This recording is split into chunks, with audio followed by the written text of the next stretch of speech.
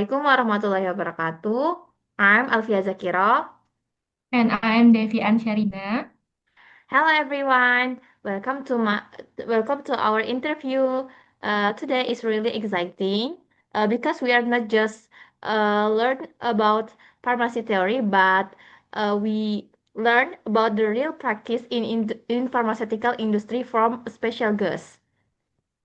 Yes, exactly. And what makes it is more special that our guest today is actually one of our own alumni from pharmacy department who is currently doing an internship in a pharmaceutical company.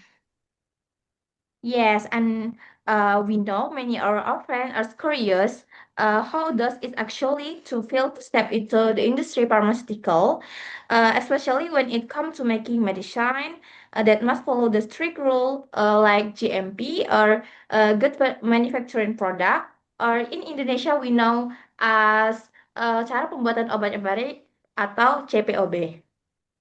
Yes, that's the golden question. I think today's will our conversation will really help us to connect what we learn in class with how things are done in the real production. And who knows, maybe it will inspire some of us to prepare better before entering the industry. So let's not keep it too long. Please welcome our guest, Miss Siti Aulia Rahma. Thank you so much for joining us today. Hello. Okay, hi Miss Siti. It's really great to have you here. How is everything with your internship so far? Let me introduce first ya. Hey everyone, my name is Siti Aulia Rahma. I'm currently doing my PKPA at PT Konvensi Sinergi Pharma. I've been rotating mostly in the quality system area, and through these internships, I've learned a lot about how the pharmaceutical industry really works in practice.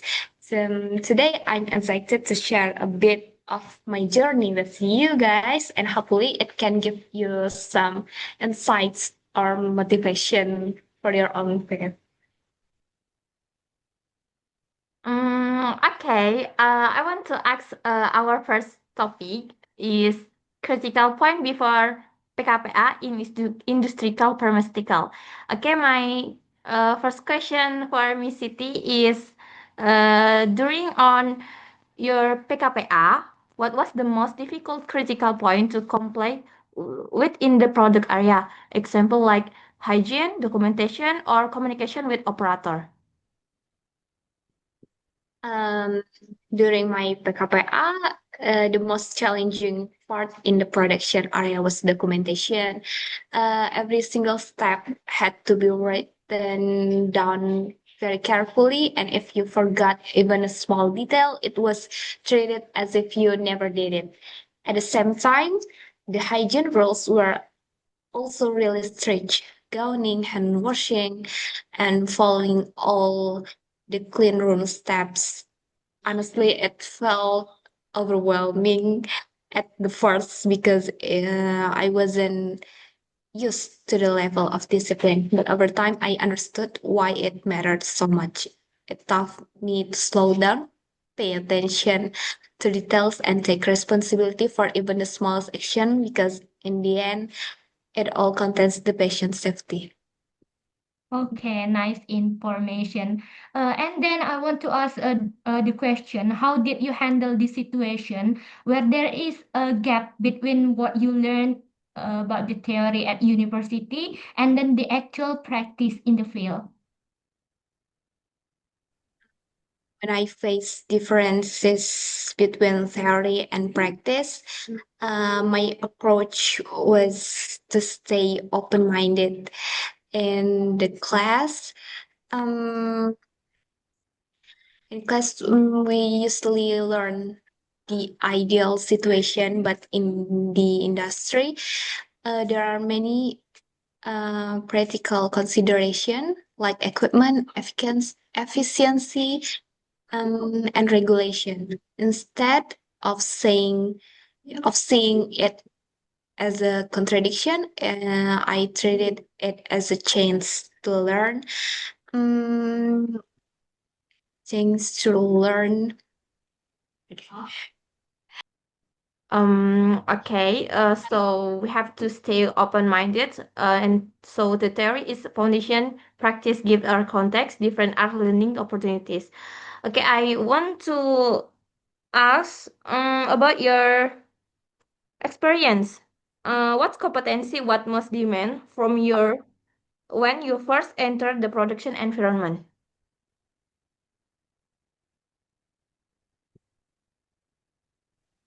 Sorry, from my experience, the first competence needed in the production area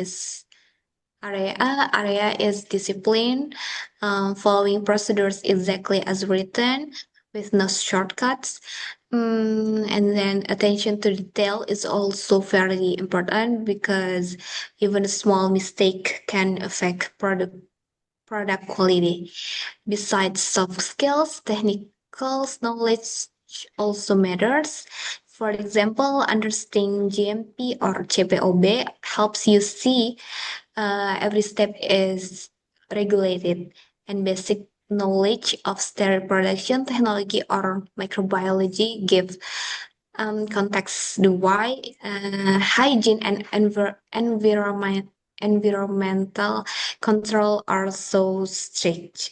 So, in my opinion, a combination of discipline, accuracy, and solid technical knowledge is what is really demanded when you first enter uh, the production environment.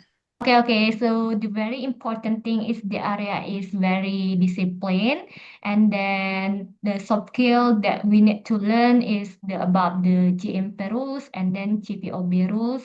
That very important. Okay. If it is like that, which one did you find the most tangible in its application in production? And could you share one of example of this to us? Experience the part of GMP or GPOB that felt most real in production was hygiene and documentation. For example, before entering the clean room, we had to follow a strict gowning procedure step by step, like wearing coverall, mask, gloves, and shoe covers.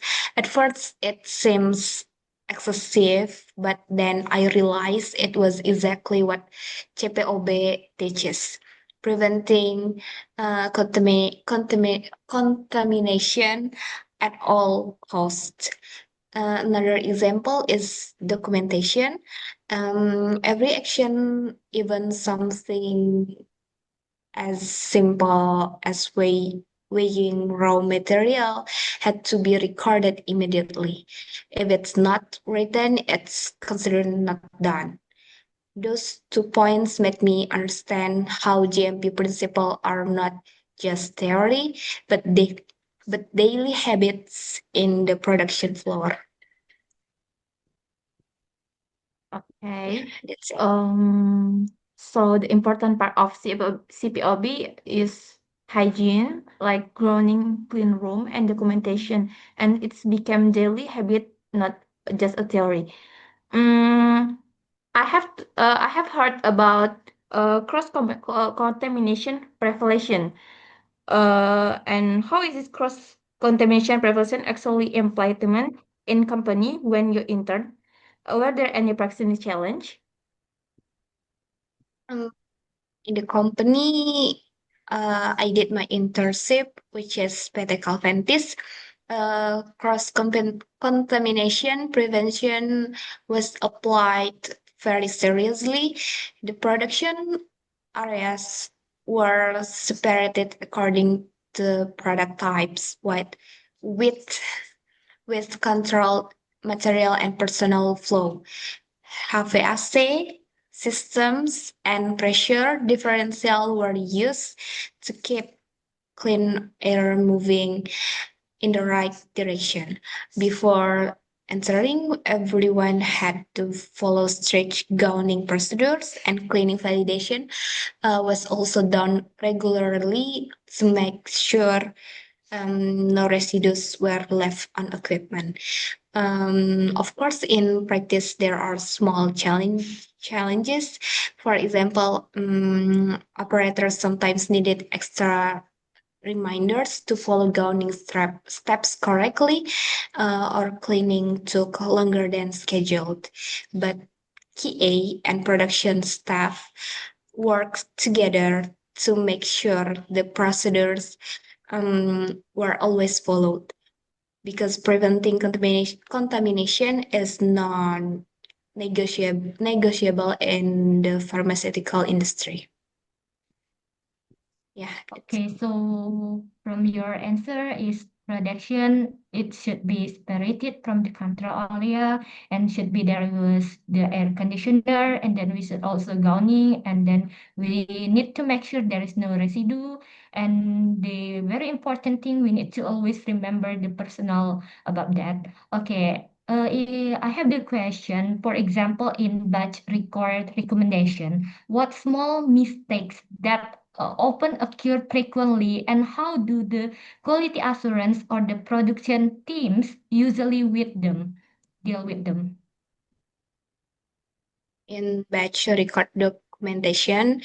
The small mistake that often happen are things like missing a signature, writing the wrong date, or small typo in numbers. This may look minor, but in GMP they are critical, because documentation must be accurate and reliable. Usually, QA and production handle this, correcting it properly. Uh, Never by erasing. The wrong entry is crossed with a single line. The correction is written clearly, then sign and date. After that, review the correction to ensure it is justified. This correction process also follows the Alchoa plus principles, meaning the record must be attributable, legible, contemporaneous, originally accurate, and also complete, consistent, enduring, and available. So the focus is not making the record look perfect, but on keeping it transparent and traceable. Mm. Okay, so the most crucial mistake is like missing signature or dead wrong number, and Mhm. it's can be fixed by corrected transparency using ALCOA principle to never erase. So we want to know a real relation about basic pharmaceutical science and real production in pharmaceutical industry. And which basic pharmaceutical knowledge in you find most directly applied in the production area, like pharmaceutic, microbiology, or chemistry? Several basic pharmaceutical science are directly applied in production. For example, industrial pharmacy and pharmaceutical technology help in understanding equipment design, scale up, and process validation. Mm, biopharmaceutics is also relevant, because we need to make sure the drug release and absorption profile are not affected during large scale manufacturing. Another important one is regulatory knowledge, especially CPOB or GMP principles, because every step in production must comply with quality standards and documentation rules. Without this foundation, even strong technical knowledge wasn't be useful. So it's not only about pharmaceutics or microbiology, but also industrial technology. biopharmaceutics, and regulatory understanding that are constantly applied in real production. Okay, so the basic, that very important one. The first one is industrial pharmaceutics, and then we should also know the bioinformatics to know about the absorption, distribution of the drug, and then the very important thing is GMP to know about the rules and regulatory understanding. Okay, the very important thing about the basic knowledge that we should know, it is the first one, of course, industrial pharmaceutics, and then bioinformatics, that really important to know about the absorption and distribution of the drug. And the last one that very important, it is GMP to know the rules and regulatory understanding. Okay, if it is, I want to ask again, were there any technical skill, for example, understanding granulation, coating, or sterility process that turn out to be more difficult than what you studied at university? Yes, definitely. One thing I found more difficult in practice compared the theory was understanding the production, equipment, and utilities. In class, we only learn the principle, but in reality, machines like tablet presses, blistering machines, or even HVAC system have so many parameters that need to be controlled. Another skill that was more challenging than I expected was learning how validation and in process control are actually carried out. It's not just about knowing the theory. You need to observe, measure, and document everything in real time.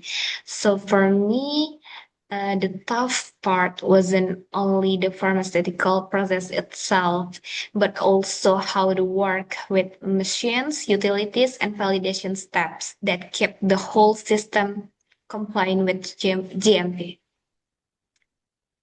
Yeah. Okay, so operating machine, utility, validation, and in-process control it need real observation, not only classroom learning. I want to ask about theory about validation. From your experience, how was the theory about validation, like a process or cleaning, that you learned in class actually applied in the industry? Mm, In the theory, validation was taught as a structure protocol with acceptance criteria like proving cleaning effectiveness or process reproducibility. But in practice, I saw that is much more complex. For example, during cleaning validation, it's not just about swab tests or rain samples, but also about ensuring that sampling locations are the most critical points. Equipment design is considered and the recovery studies are justified. Similarly, in process validation, it's not only running three batches as written in books, it also involves monitoring critical process parameter or CPP in real time, trending data, and making sure that even small variations stay within the control strategy. This showed me that validation is not a one-time activity, but a continuous process of monitoring and maintaining a state of control. Yeah. So it is more complex, right, than what we have studied at university, like equation, and then it has also critical parameter. Mhm. Since the GMP is considered to the backbone of the pharmaceutical manufacturing, why do you think this standard is essential in daily operation, especially like what we have talked before about cross-contamination or mixing error could easily happen without strict rules? Mhm. I see GMP not only as a set of strict rules, but as a system that reduces uncertainty in a highly sensitive environment. In pharma, you deal with so many variables like people, machines, materials, and environment. All of them can change day by day. GMP makes sure these variables are locked into a control framework. For example, in weighing and dispensing, it's not just about preventing mixing errors. The system forces operators to work step by step with checks, reconciliation, and documentation. This creates traceability. So even if something goes wrong, we can track back and understand exactly where the deviation happened. Uh, what struck mm, what struck me most with PKPA was how GMP changes human behavior. It trains you to think systematically, not improvisationally. Without it, people might really on habit of or shortcuts, and that's where risk like contamination or mix-ups happen. So for me, GMP is less about paperwork and more about building a mindset that every capsule or file must be made as if your own family will take it. So contra-valuable like people, machine, and material in the system, shaping a systematic mindset for patient safety is why GMP and CPOB is essential. And I want to ask about some companions sometimes struggle with things like incomplete document or poor sanitation. And in your opinion, how does consistent implementation of CPOB or GMP help prevent this problem and increase consumer defended in cold produce? Consistent GMP implementation prevents issue like incomplete documentation or poor sanitation because every activity must follow LCOA principle. For example, batch record must be attributable, like signed by the person who did the task, legible, like clear handwriting, contemporaneous, like written at the exact time of activity, and accurate, consistent. Correction are never erased but done transparently with justification, making the data original and traceable. On the sanitation side, mm, cleaning records are validated and monitored to be complete and consistent. Logs must endure over time and remain available for audits. This level control ensure there are no blind spot. Every cleaning, every record, every correction is visible and verifiable. By applying Ultra Plus Plus daily, GMP moves beyond paperwork.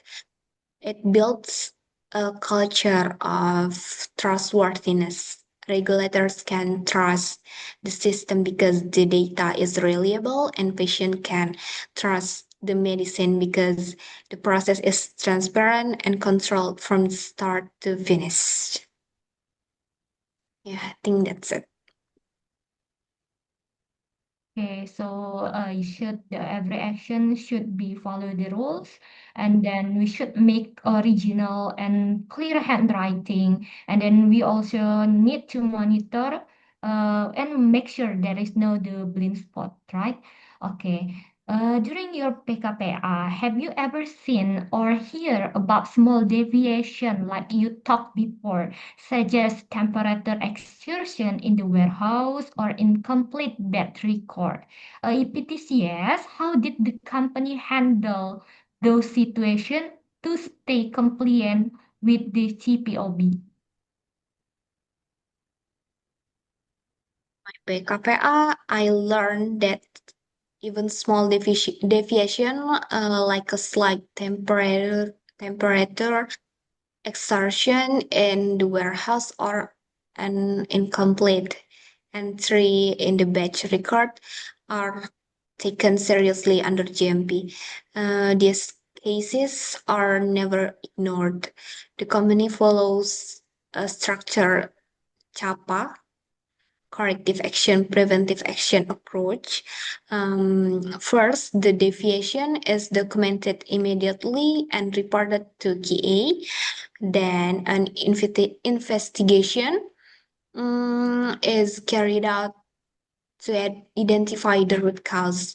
For example, whether the temperature fluctuation was due to equipment failure, human error, or environmental factors. After that, corrective action is applied, such as adjusting the storage condition, retraining the operator, or fixing the equipment. At the same time, preventive action are designed to make sure it doesn't happen again. For example, installing an alarm system for temperature exertions or tightening the review process for documentation. Finally, QA reviews and close the CHAPA only after ensuring that both corrective and preventive action are effective. This way, even small deviation don't compromise product quality and the whole process strengthens compliance with JPOB. Even small deviation is handled seriously with CHAPA, showing that compliance with GMP cannot be ignored. So I want to ask about department and production cycle in pharmacy industry. In the production process, department like QA, QC, and R&D must support each other. For example, if QC, a raw material that doesn't meet the specification, how does the department collaborate to keep production on track? If you see the text that the raw materials doesn't not meet the specification, the first step is to issue an out of specification or OOS report. This is immediately communicated to KA because KA holds the authority to decide whether the deviation requires of a full investigation or material rejection. QA then coordinates with QC to analyze the root cause. For example, was the deviation caused by supplier variability, sampling errors, or lab testing issues at the same time? R&D may be consulted to evaluate whether the material could still be used under certain conditions, such as reprocessing, additional testing, or applying justified change in formulation. During this time, QA ensure that production is not halted completely, but is rescheduled or switched to another batch or material that is already approved to avoid downtime. This collaboration creates a checks and balances system. QC ensures scientific accuracy. QA ensure compliance and decision making, and R&D provides technical alternatives. Together, they make sure that production continues smoothly without compromising product quality or GMP standards. It means to issue the specification. The first one, we need to communicate with the QA, right? Whether it is about the production or the material rejection, like lab testing issues and lab error. It should be evaluated also by the quality control and quality assurance. If it is, for example, sometimes we find machine breakdown or there are human errors on the line. When this kind of production issues occur or happen, how is the coordination between production, QA, and engineering, especially usually carried out to solve the problem quickly? When a machine breaks down or a human error occurs in the production line, the coordination between production, QA, and engineering usually follows a structured but fast track approach. First, production immediately stops the line and place the batch or material on hold to prevent further risk. They also raise a deviation part. Sorry. They also raise a deviation report. At the same time, QA is informed to assess the impact, whether the product quality is potentially affected, and whether segregation or sampling is needed for verification.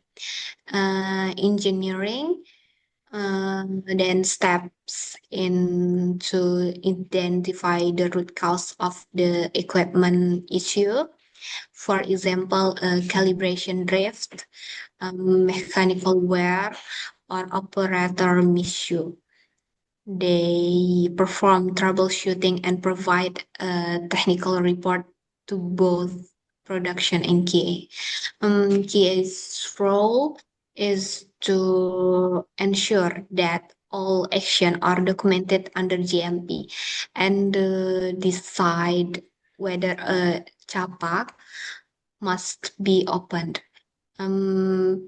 Production focus on maintaining workflow, such as switching to another line if possible, while engineering ensure the machine is fixed and preventive measure like PM schedules, returning operators, or design improvements are implemented. The triangle of coordination, production, QA, and engineering ensure the issue is solved quickly without sacrificing product quality or patient safety. Mm. So all the issue of the production lines were resolved quickly. To production, QA and engineering coordinates, fully documented under GMP. As a PKPS student, you probably rotated between division. Based on the rare case you observe, like product recall, machine calibration, or formulation trial. Which is the department of you think offered the most valuable learning experience and why? My PKPA, the division that gave me the most valuable learning experience was quality assurance, especially when I observed how they handled a deviation case related to equipment calibration. I realized QA is not just about checking documents. They act like the guardian of the whole production system. When a calibration result was likely out of tolerance, QA didn't just stop at putting the equipment on hold. They coordinate with engineering to verify the machine's reliability, with production to assess whether any product was impacted, and with QC to retest critical samples. That single case tells me how QA is actually the backbone of GMP, as ensuring traceability, risk assessment, and CAPA implementation. From a student's perspective, it was eye-opening because it showed how one small technical issue can ripple across divisions, and how KA's role ensure everything remains compliant and patient safety is protected. For me, that hands-on exposure was most powerful than any classroom lecture, because I could see how theory like JPOB, ALCOA++, and risk management are really alive in the day-to-day operation.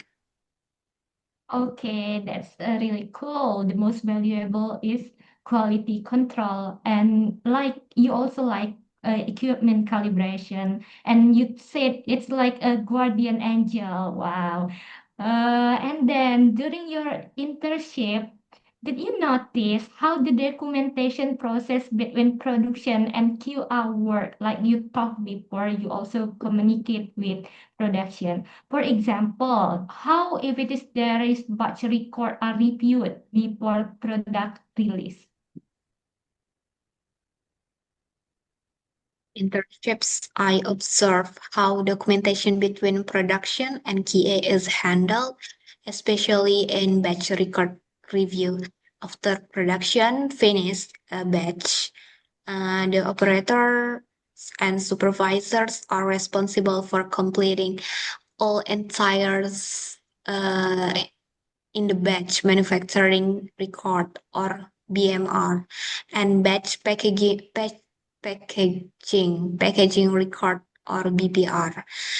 Every step has to be filled immediately after execution, including signature dates, material codes, and equipment's ID. So it reflects real-time data. When completed, the records are forwarded to QA for a detailed review. QA doesn't just skim, they check line by line, verifying calculation, ensuring that every correction follow ALCOA principle, and confirming that deviation or unusual events are properly documented and investigated, and making sure no step is left blank or pre-filled. Only after QA confirms that the documentation is complete, consistent, and compliant with JPOB or GMP, the batch can move forward to the product release, usually with an additional review by qualified person or head of QA. This process really showed me that documentation is not just paperwork. It is a critical control point. If the batch record is incomplete, the product cannot be released, no matter how good the physical product looks. It taught me that in a pharma, if it's no written, it didn't happen. So the documentation is really crucial when the production documentation is not just formality. If the batch recorded incomplete, the project cannot be released. Uh, and as we know, in industrial, occasionally changes in information or packaging area required. How does the changes control process involve different departments, and what the role did you see pharmacists play in this system? In Calventis, since the formulations are fixed from the principal, like Sanofi, most change control cases are related to packaging rather than formulation. Um, Typical examples include update in artwork, leaflet content, or labeling to meet BPOM regulatory requirements. The the change control, the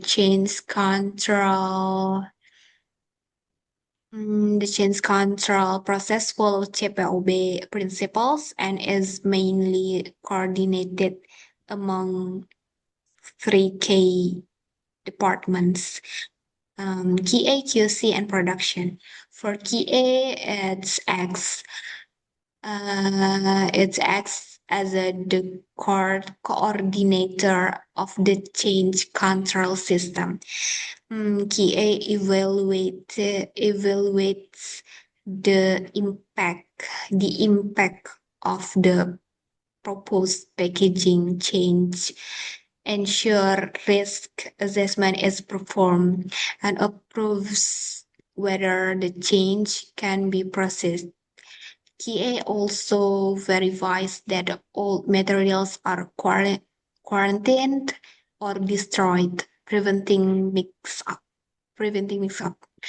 Uh, for QZ, responsible for checking and proving the quality of new packaging materials, and QC verifies attributes such as print clarity, barcode readability, batch number, and expiry date accuracy, and ensure the material specification match the approved reference standards. For production, implements the approved change on the shop floor. Production ensure the correct usage of the new packaging materials, segregates old and new materials, and documentation the execution according the batch records. Operators are also retained if the change affects their procedures. In this system, pharmacists, especially those working in QA, play a pivotal role as decision makers who connect compliance, technical executions, and patient safety by ensuring every packaging change passes through this structured process. The company maintains both regulatory compliance and consumer trust. Okay, so like you said, if it is QA, it is the control change of the packaging change, and we need to approve it first to the QA. And then from your experience, you also in QA, right? So I wanna ask, in here, I wanna ask about more about QA, which is quality is everything, right, in pharma. For example, stability testing and microbial limit tests are crucial in ensuring consistent product quality. Based on your PKPA, what quality control methods were routinely applied and which department was responsible for them?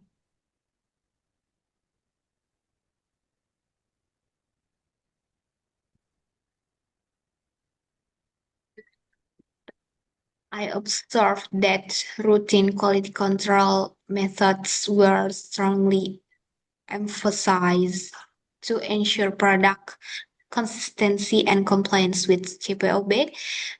Two of the most common controls I encountered were microbiological testing and stability testing. For microbiological testing, this include total plate count or TPC, yeast and mold count, and absence of specified pathogens depending on the dosage form. Particularly for sterile products, environmental monitoring, saddle plates, active air sampling, surface swabs, and personal fingers depth test was conducted daily to ensure that the clean room remained within microbiological limits. These activities were performed by the QC microbiology team. Second, stability testing. Products were placed in stability chambers under ICH recommended conditions. Parameters such as assay, dissolution, physical appearance, and microbial limits were tested at defined intervals. This was by QC chemistry with close coordination with QA for documentation and trending review.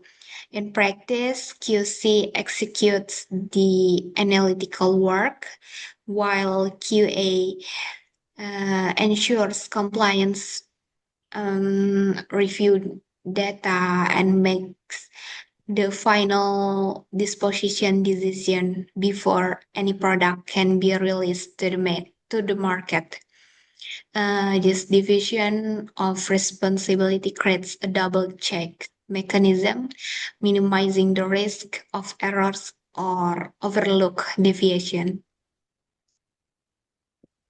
So the QC and QA have main role, all important role in to ensure the quality of product. They create a double check mechanism to the microbiological and stability testing to ensure consistent quality. As we know, production doesn't not always run smoothly. Sometimes the finished product fails during final QC testing, for example, because of dissolution problem or microbe contamination. In such case, how does the company decide whether to process, reject, or destroy the product? Mm, When a finished product fails in the final QC testing, for example, dissolution outside specification or microbial contamination, the company cannot make a decision immediately. The process usually follows a structure out of specification or OOS investigation procedures. Phase one, laboratory investigation. QC first checks for possible analytical errors like instrument calibration, reagent quality, analysis error, or system suitability. If the result is confirmed as valid or no lab error, the case proceeds to production or QA. Phase number two is manufacturing investigation. QA and production jointly review the batch record, in process control or IPC data, equipment cleaning logs, and environmental monitoring records. For example, if dissolution failed, they may re-examine granulation, drying time, compression force, or coating parameters. If microbial contamination occurred, they look at gowning, clean room sanitation, or sterilization cycle validation. Mm, And then decision making by key elite. Mm, Reprocessing is allowed if root cause is identified, scientifically justified, and reprocessing is validated in the master batch record. And then rework, possibly only in limited cases like repackaging or relabeling, and must be approved by QA and regulatory. And then rejection or destruction. If contamination is confirmed of or the failure cannot be corrected without risk to quality, the batch is rejected and disposed under QA supervision. Through, Throughout the process, QA leads the investigation and final decision. QC provides analytical data, and the production gives process-related insights. Okay, so the QC is really responsible for the analysis error and then calibration, reagent analyzer. Like you said, we need to follow strict the regulation, right, about that GMP rules. For example, we know, right, if the pharmaceutical industry in Indonesia must comply with strict regulation such as CPOB, GDP, and then pharmacovigilance reporting. So, from your observation, how are these regulations applied in daily operation? In daily operation, these regulations are not just paperwork, but actually embedded into the workflow. GPOB or GMP in the production, I observe strict implementation of the line clearance before each batch in process control checks and real-time batch record documentation. KA ensures every step follows SOP, from raw material dispensing the packaging. For example, operators cannot proceed to compression until in-process weight variation is signed off. For GDP or good distribution practice at the warehouse, temperature and humidity monitoring was continuous with alarms for excursions. Material was stored according to FIFO or FIFO, which is first expired, first out, or first in, first out, and product segregation, like quarantine release rejected, was clearly labeled and logged. Even truck loading followed GDP with checks on vehicle cleanliness, and conditions. For pharmacovigilance reporting to pharmacovigilance is more post marketing. I noticed that compliance and at first even reports are are logged by a regulatory or GA. Any signal of unexpected side effects is reported to BPOM within the regulatory time frame. Internally, this triggers product quality review or PQR discussion to see if there's a link the manufacturing or distribution issues. So in practice, this regulation intersect For example, if a product compliance suggests reduced efficacy, QA investigated under CPOB, checks distribution condition under GDP, and reports it under pharmacovigilance. This this triangulation ensures that compliance is not siloed but systemically integrated into daily activities. So the CPOB, GDP, and pharmacovigilance are integrated into daily operation, ensuring quality from manufacturing to distributed. Um, but how, when the BPOM often conduct inspection and audit, and the pharmacy play a key role in documentation and product release. In your experience, how did the company prepare from BPOM audits, and what specific responsibility did pharmacists hold to meet this regulatory expectation?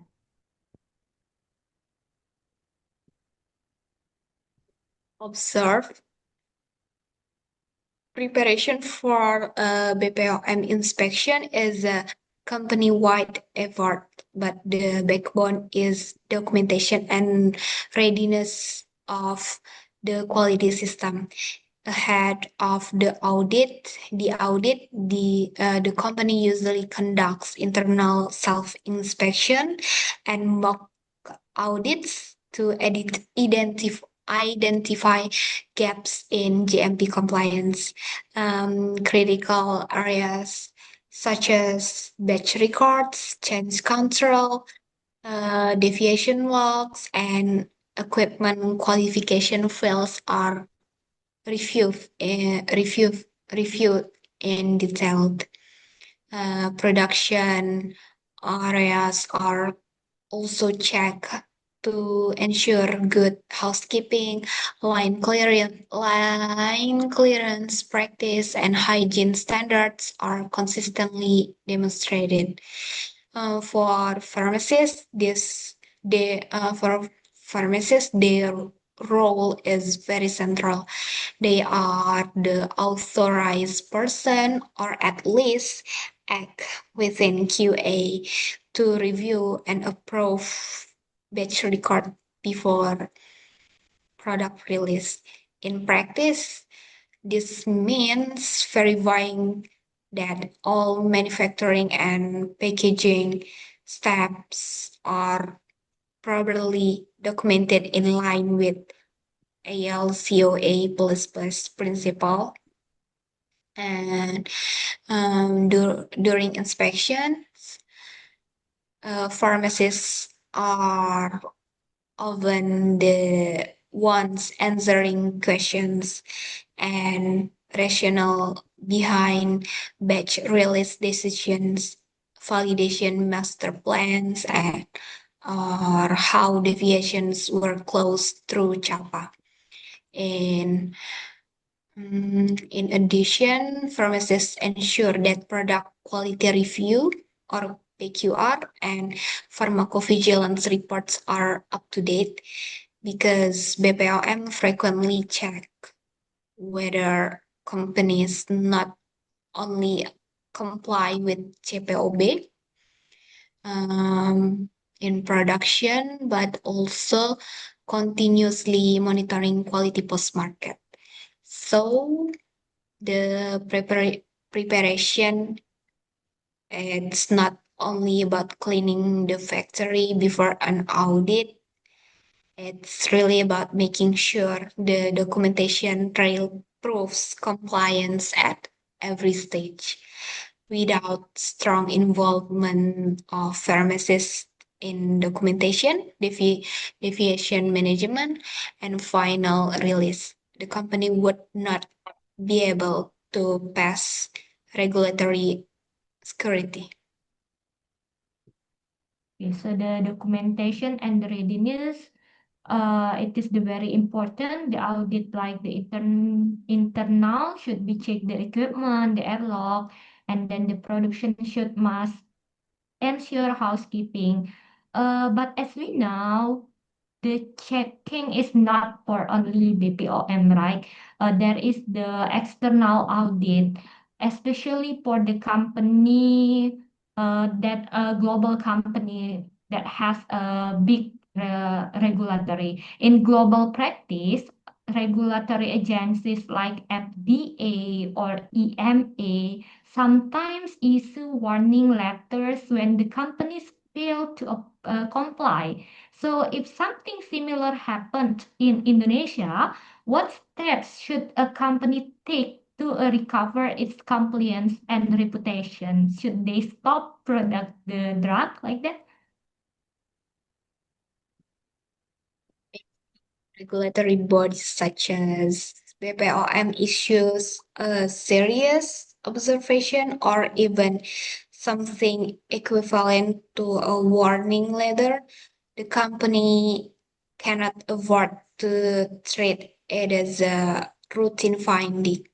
The first step is to immediately launch a formal root cause analysis using structures tools such as the five whys or fishbone diagram, the pinpoint, the systematic gap, whether it's training deficiency, weak SOP, equipment failure, or culture of poor documentation. Based on the root cause, the company must then draft a corrective action and preventive action plan that is specific, measurable, and time bound. For example, if the finding relates to inadequate cleaning validation, the CHAPA should include revalidation activities, retraining of cleaning operators, and revisions of cleaning SOP, not just a generic statement that training will be improved. Equally important, the company needs to establish a communication strategy with regulators in FDA or EMA practice. Firms must be respond within 15 business days, while BPOM is not always is as rigid. Companies in Indonesia should adopt the same discipline. The response should demonstrate ownership, transparency, and a clear timeline for remediation. Pharmacists within QA or QC have a pivotal role here. They oversee the rewriting of SOP, requalification of equipment, and review of all batch record potentially impacted by the non-compliance. This shows regulators that the company is not just fixing the symptoms, but strengthening its quality management system or QMS as a whole. Finally, mm, to rebuild reputation, the company should embed continuous monitoring, like more frequent internal audits, trending of deviation, mm, periodic management review to prove that compliance is sustainable and not just a one-time fix before the next inspection. In the global stage, company that recover well from a warning letter, or those that transform the incidents into a cultural reset on quality rather than treating it as an administrative penalty. I think that's it. A warning letter must be trigger systematic improvement through RSEA, CAPA, and stronger TMS, and pharmacies play a vital role in this process. Mm, wow, that's such a insightful conversation. We have learned a lot of about how medicines are made according to GMP or CPOB, and also what it's like to experience the pharmaceutical industry firsthand. Yes, I couldn't agree more. Personally, what I really got from today is discipline and attention is the key to everyone. So when working in the industry, so it's not just about knowing the theory, but we also should know how to apply it consistently and responsibility. So I'm sure if it is there is one friends that watch this video, they will feel motivated. But before we officially close, we love to hear a short closing statement from Miss Siti. Maybe a piece of advice for pharmacy students who will soon step into internship or even start their career. Okay, guys, I just want to say thank you for hanging out with me today. It's been super fun to share and also to hear your thoughts. My biggest wish for you is that everything goes smoothly. You finish right on time, no delays, and straight away continue for your PSPA in the university you've been aiming for. And when the PSPA phase comes, uh, that's when you'll really feel the real life practice. Not every lessons from campus is the latest or the most practical. So during PKPA, you'll sharpen not just your technical knowledge, but also your social skills, your teamwork, and your ability to adapt in a face-paced environment. It's a different vibes. You'll finally see how the theories turn into actual work. I can honestly say doing an internship in the pharmaceutical industry has been such an eye-opening for me. I fell in I fell in love with it. I got to see the impact, the process, the teamwork, and it made me realize this is the field I want to build my career in. That's why I hope you guys also get the experience that excitement and discover your own passion in the industry. Wow, beautifully said. Thank you so much, Miss Siti, for sharing your time and your experience with us today. And of course, thank you. We just say thank you to you for your insight. It's really helped us. Maybe this is the last for us. Uh, the last one, we would like to say thank you again and then see you in the next interview. Bye bye. Thank you.